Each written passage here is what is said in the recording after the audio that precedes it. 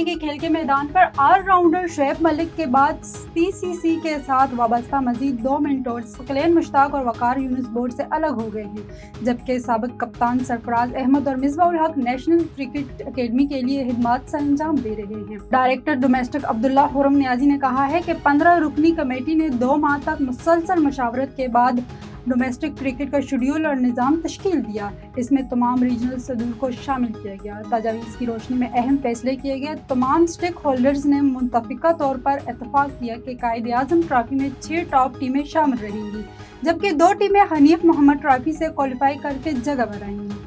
Pakistan cricket board ने West Indies के साथ वनडे मैचेस को T20 में तब्दील कराने की कोशिश शुरू कर दी।